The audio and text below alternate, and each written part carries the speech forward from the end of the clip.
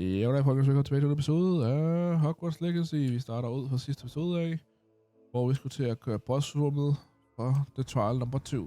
Hvor vi 6 weekend så det vil sige, et spejl her med det hele. Fordi der nu åbenbart er flere.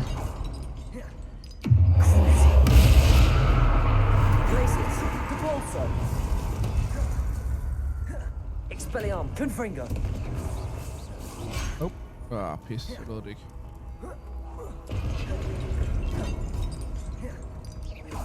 Expelliarmus, Confringo. Godt, så vi har væk. Jeg må nu få lov til at gøre nogle ting her. Ja. Expelliarmus, Depulsor. Lad mig nu gøre nogle ting. For mig. Jeg var ude af det cirkel der, mand. Not fair. Expelliarmus. Confringo. Okay. Kan jeg sidde? Protego. Kan du få det sæt der, mand? Glacis. Expelliarmus, Confringo. Depulsor.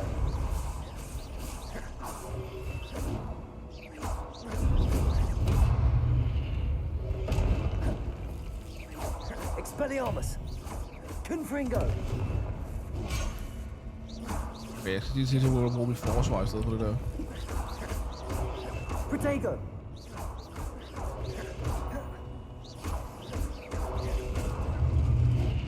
Nu siger jeg, at det ikke var det bedste, det her, det kom med.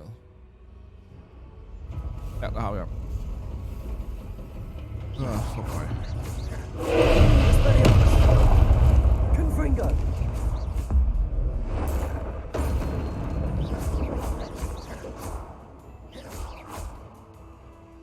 Ja, tak. Glacis. Confringo. Expelliarmus.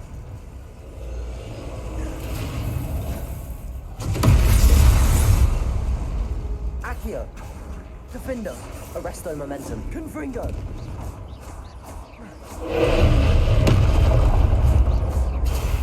Jeg skal ikke det der. Protego. Stupefy. Defender. Confringo.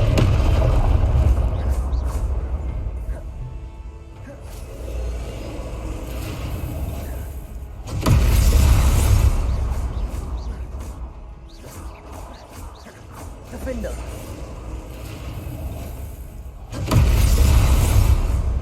Confringo.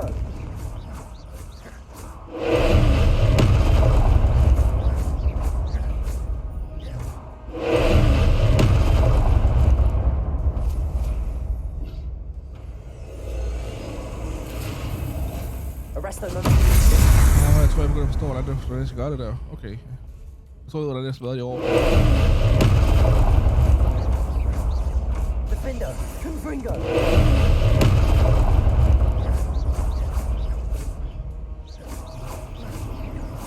Protego. Stupefy.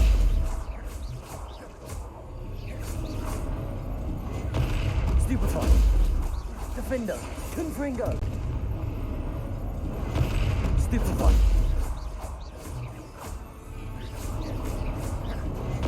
Stupefy.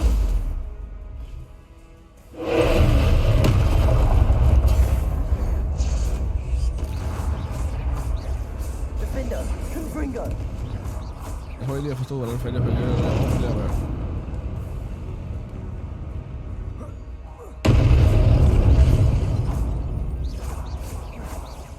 Defender. Confringo. Protego.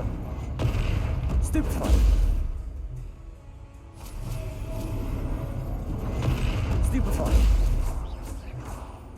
Confringo. Kig nu på de der ting, der kommer ud siderne af. Stupefy. Defender. Confringo.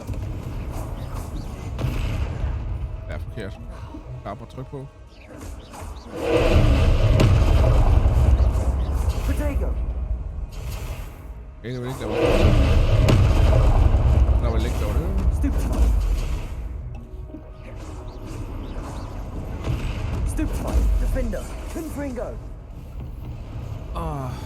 Desværre lavede det ikke flere orbs til sidst, men jeg fandt ikke ud af, hvordan det gør det. Den farveorben er at bruge en af de spells i stedet for. Det var ikke noget, jeg tænkte over til at starte med, men jeg skal bruge enten den gule eller den lilla i spil, jo. Og det er, han gør det der. Og hvis den er rød, skal jeg bruge en rød spil, jo. Altså, du skal bruge den spilfarve, han laver for at stoppe ham.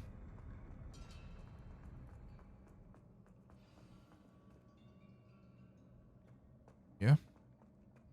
Lad os lige lukke over her og tage den der kist først.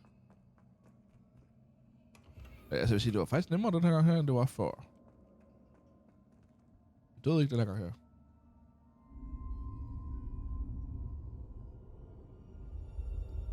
Det ser undervejs, jeg også miste. Jeg ved ikke lige helt, hvorfor jeg følte som, at jeg mistede blod i min hånd. Eller styrte musen, det var pisse provokerende.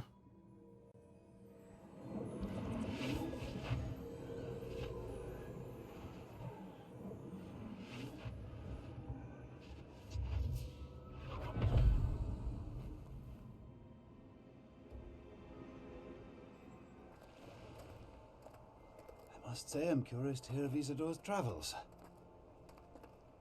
Do come in.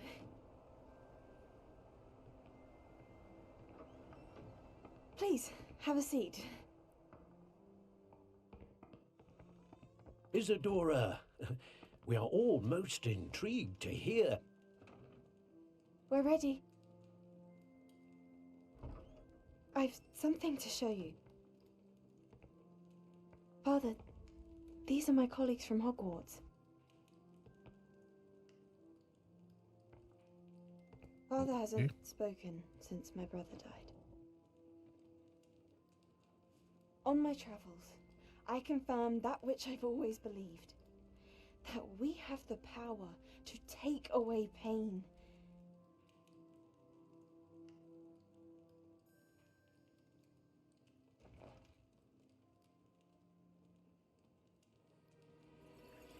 Isadora.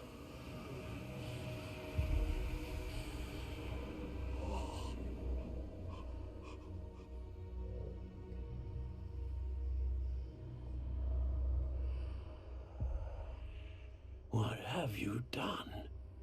I took his pain.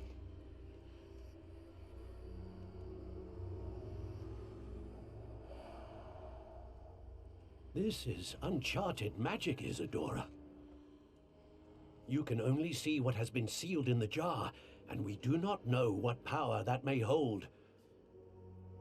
But the traces of that magic are different from what I've seen before. Thank you.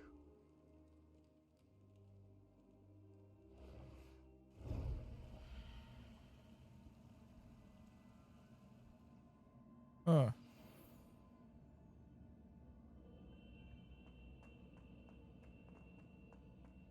Så det er så et spørgsmål, hvor stærkt det der magi er jo.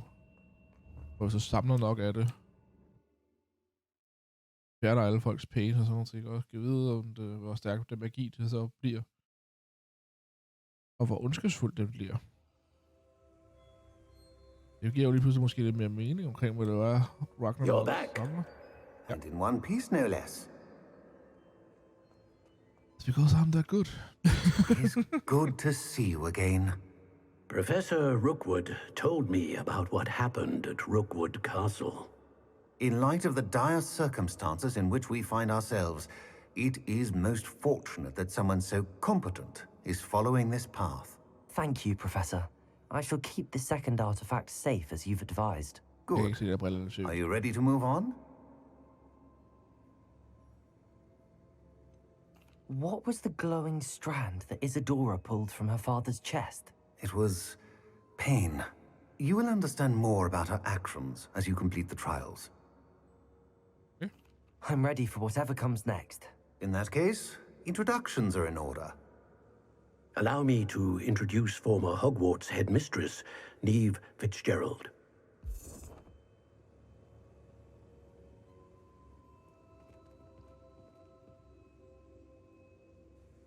How do you do? I must say that I was not entirely surprised to learn that a student had been completing the trials. I've always believed Hogwarts students capable of anything they set their minds to. Thank you, Professor. It's a pleasure to meet you as well. I am certain that you are more than capable of completing my trial. However, I must first, how shall I say, prepare the location of your next trial. We trust your judgment, Professor Fitzgerald. You should know better than anyone how to manage the inconvenience of, well... A vainglorious and exasperating headmaster? Indeed I should. I shall confirm that everything is in order immediately. Of course. Professor Fitzgerald needs some time to clear the way forward. Until then, you should continue to hone your magic. If you learn more about Ranrock and Victor Rookwood's activities in the meantime, please let us know. Very well, Professor. Yeah. I know. Continue to hone my magic. You do learn quickly. Hopefully you will soon hear from Lodgok as well, and we shall learn how he fared with the helmet you retrieved. Well done today, as always. We shall speak again soon.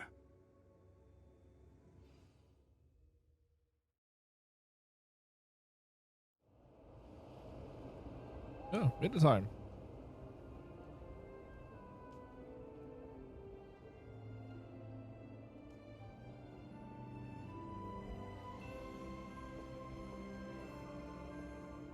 Det der er et flot billede. Holy shit, man.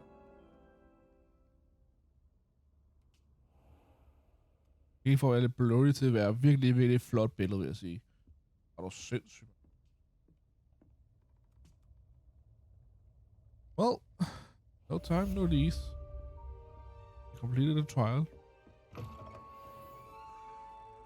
New crests available.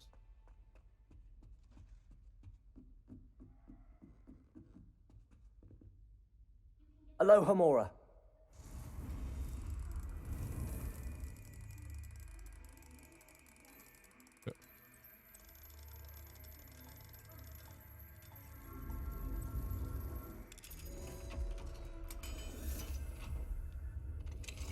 Natty told me about your run-in with the poachers.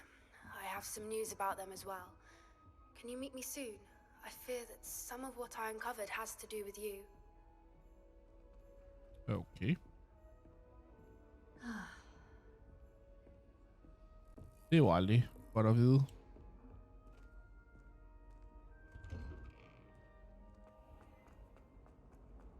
Jeg har ikke lige set nogen quest, men jeg siger dig. I have been asked to teach you the exploding charm, Bombada. Once you have completed the tasks I've set forth, speak to me after class. Der var faktisk alle de her uler her, jeg ventede lidt på.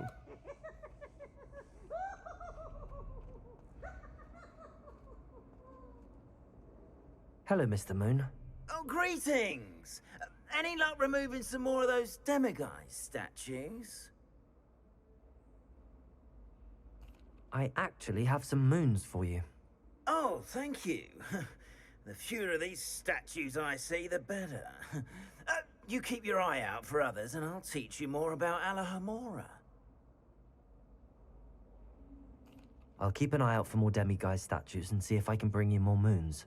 You are to be commended for your bravery and valor, especially since they can only be collected at night. Okay, så det var det, vi kan gøre. Det var det, vi havde her. Okay, har vi flere quests? Der ser ikke ud til at komme flere af de der ind. Jeg tænker, at det kan vi godt gøre nu.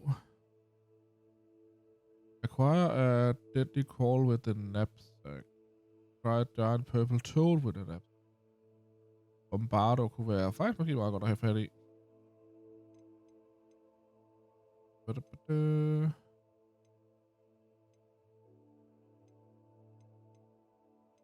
Upstone, ja. Ja, jeg tænker, at vi kan køre videre.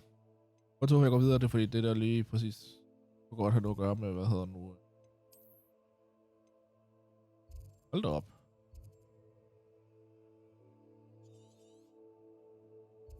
Det er vi herud efter. Ja, det er så lige... Det har noget omkring med The Beast at gøre. Jeg ved ikke, hvorfor jeg stammer lige nu. Det er som om, at jeg vil sige noget, men mit hoved tænker hurtigere end resten af mit system, det har lyst til at sige. Det er måske lyde lidt mærkeligt, men ja. Jeg må da se for at upgrade der til min stav, eller til min stav, ja. Det er min godstav. Det burde jeg faktisk have gjort først. Det tror jeg, det bliver det næste, vi gør efter det her. Det er at få købt den der upgrade, eller i hvert fald få solgt vores ting, så vi kan begynde at få noget plads også.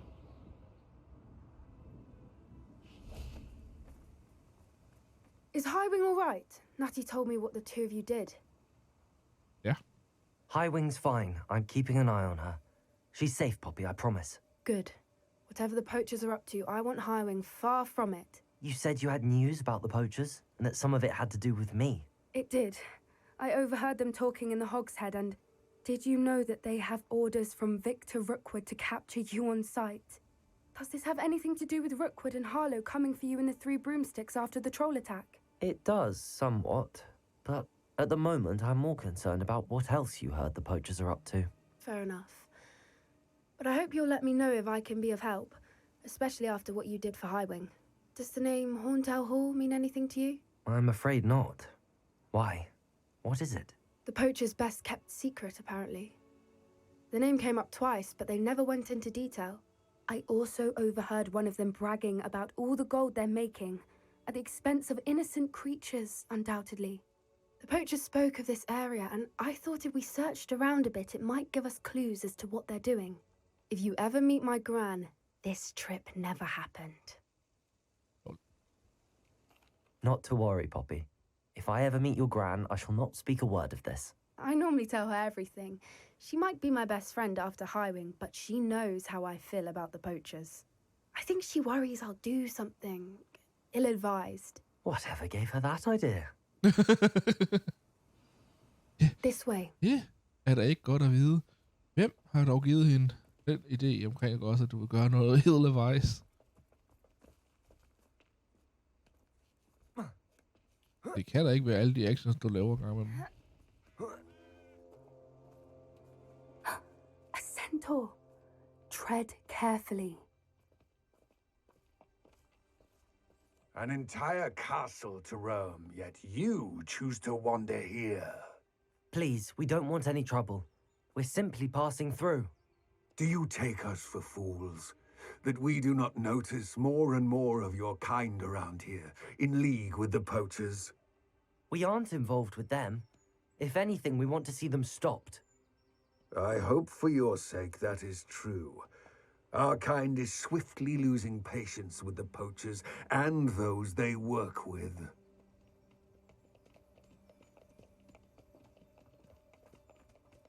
Well, understandable. Towers er jo He was certainly a charmer. sat op til at That could beskytte. have gone worse. Centaurs aren't exactly fans of wizard kind, and the poachers aren't helping matters. But why would he think that we had anything to do with poachers? I did notice the poachers talking with a few villagers in Hogsmeade. I'm not sure why. Perhaps that's why the centaurs are suspicious. Could be. Og så er de jo beskyttere af stedet her. Wow. That's the third time I've seen a dugbog behave that violently. It seems that a lot of beasts have been more aggressive than usual lately. I've noticed that too. It's almost like there's something in the water. Well, we have a camp here. Det kan være, der er noget i vandet. Jeg kan ikke løbe lige nu. This is odd. What is it? Not entirely sure, but look around. If the poachers were here, perhaps we can find out why. Det der ligner det symbol, der plejer at være på de der steder, vi plejer at kaste. Why wouldn't they take their cages with them when they left? Still smoking.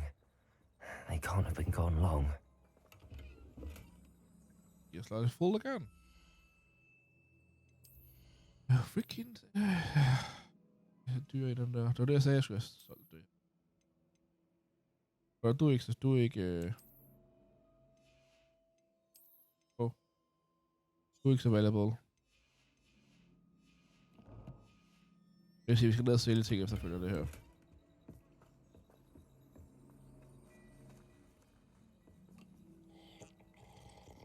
Revelio. Pelt. Poor beasts. Okay. This is goblin metal. Seems out of place in a poacher camp. I should tell Poppy about it. Det er kontrol. Forsøg på kontrol over Anything dyr. interesting? Poachers were here. All sorts of evidence. But I found something else. It's goblin made. I found goblin armor. Let's keep searching, but carefully.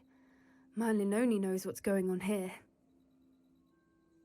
I don't have a good feeling about this. You too. How do goblin and poacher interests align?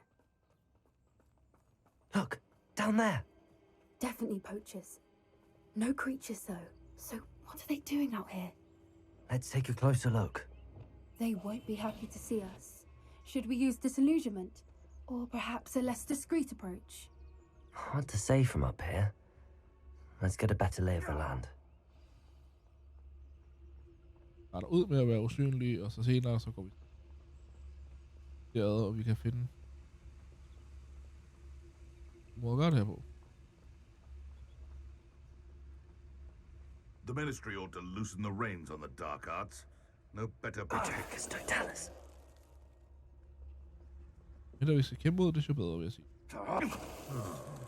That warrants a look.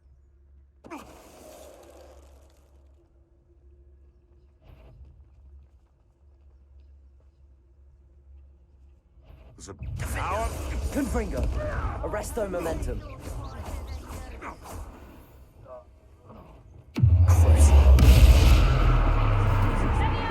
Expelliarmus. Stop that! ADVARSEL. Confringo. Okay, det er ikke meningen, jeg skulle smadre hele. Merlin, you'd think they were guarding the Minister for Magic himself. What is going on here? Only one way to find out. Det var ikke meningen, jeg skulle smadre hele broen. Hvad nok? Jeg ved godt, vi har repair og sådan noget. Så... Det var I, det var T. Jeg vil repair ud igen. Reparo. Så kan vi... Altså den ene gang, man bruger det der spil der, det er simpelthen så spillet.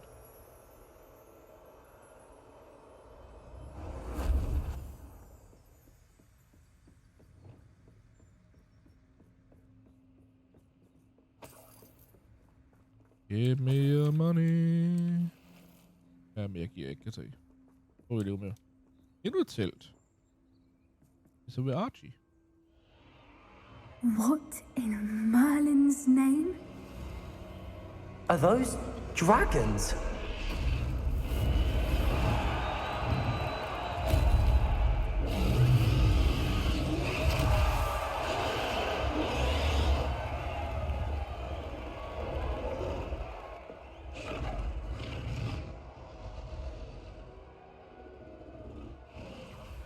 It's a dragon fighting ring. This is Hauntel Hall. The name makes sense now, and the secrecy. No wonder the poachers were in Hogsmeade so much. Likely taking bets and spreading the word, given how crowded it is here. How could they possibly enjoy this?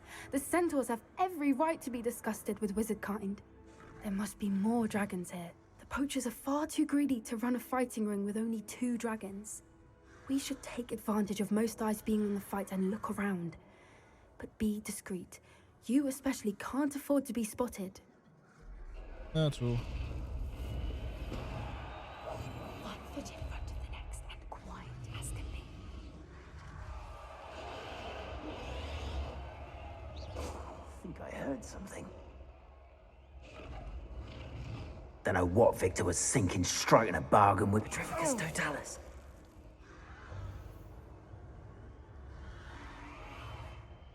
Okay.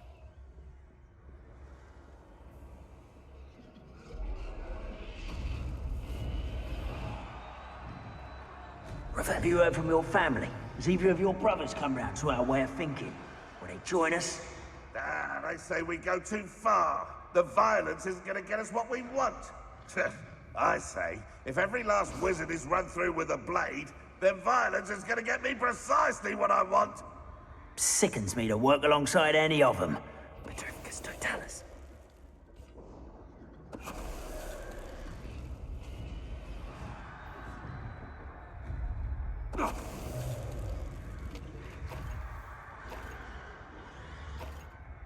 Don't mind me. You.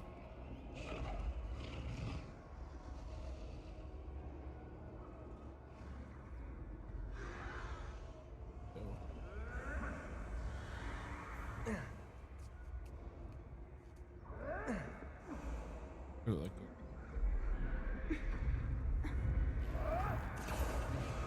What you dribbling over there? Look like you've been had by the flopperworm himself. Did you hear those goblins? Ramrock and the poachers must be working together. Poppy, something's going on behind you.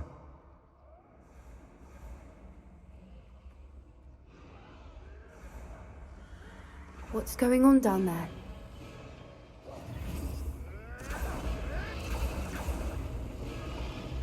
They must have only just captured her.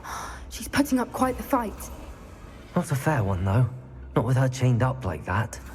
Let's even her odds, shall we? Sure.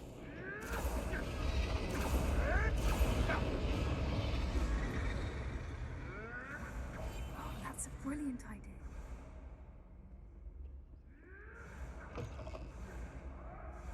Look, I've got a dragon egg. Hebridean from the looks of it.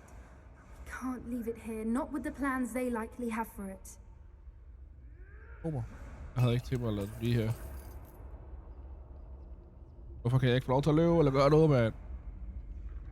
Hello, Hamora.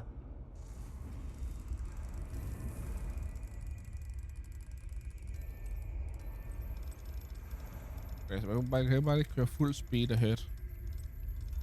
Så registrerer den ikke altid. Det er derfor, jeg kører hele vejen rundt på gang.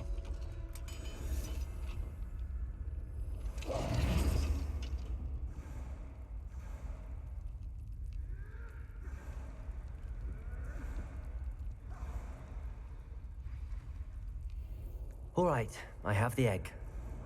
Ready. The elements of surprise will only buy us a few seconds. Let's make them count. Jeg vil sige, med den hastighed, det tog, det må tage ægget derfra, ikke også? Så var jeg helt sikker på, at der ville komme en bagfra og sige, what are you doing here? Så jeg var helt sikker på det. That's it. That is the word.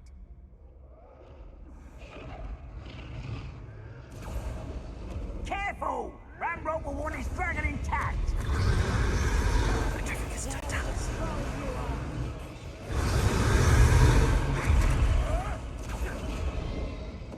Someone messing about? Yep.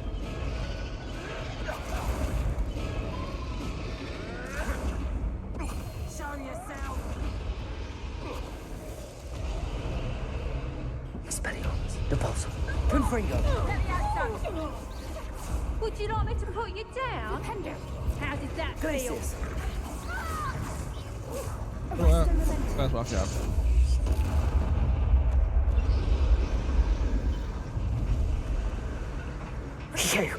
You're the one we're looking for, and you brought a friend. Yeah.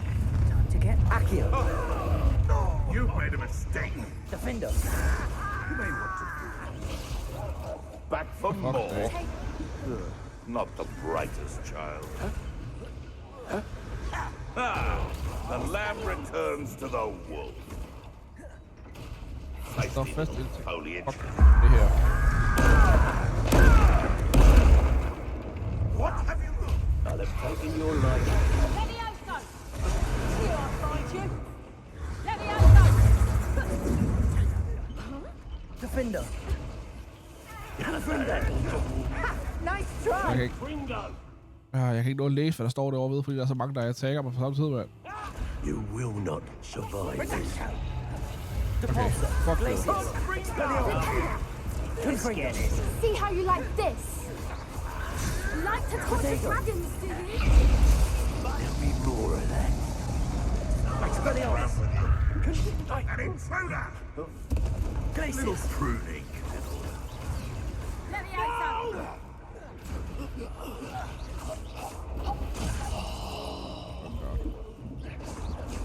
Expelliarmus! Confringo! Damn you! Repulso! Levioso!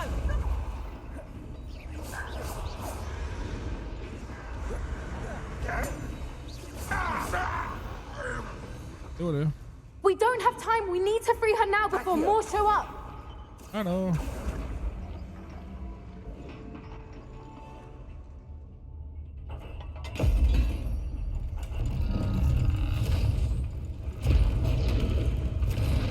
This may have been a bad idea. I suppose we'll find out.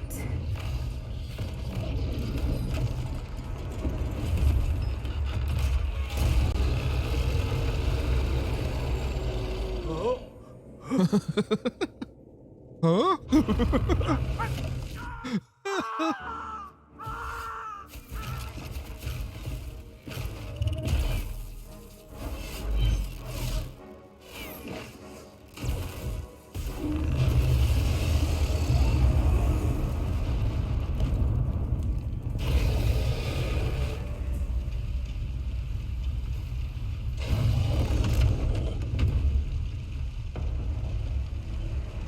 Incendio!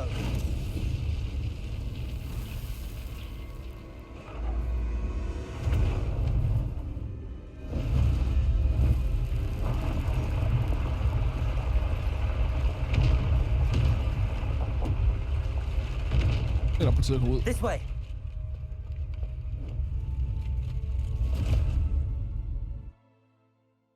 Go out with a bang.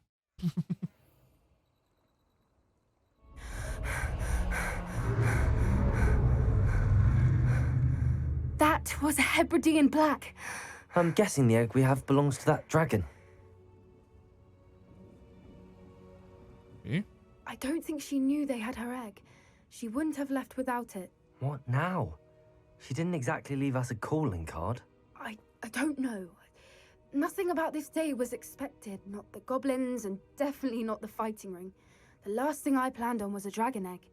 And the poachers saw us, which cannot be good. We aren't helping ourselves standing here. Let's get to safety. We can sort this out later. You're right. If there's anything the poachers are good at, it's tracking their prey. And right now, we're it. Be careful, won't you? I shall see you back at the castle. The Defender of Dragons har jeg lige fået en, der hedder. I've been studying Salazar Slytherin's spellbook. Meet me in the Undercroft. I found something. Jo. Har vi fået nogle talents points? Det har vi da. Et enkelt der. Striking an enemy cursed by crucial release a projectile that curse. Ja.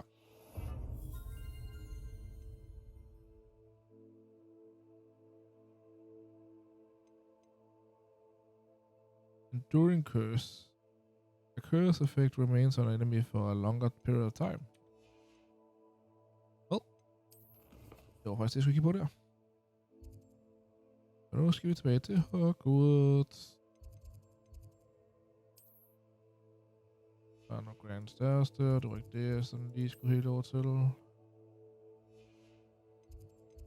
Lad os track quest i stedet for.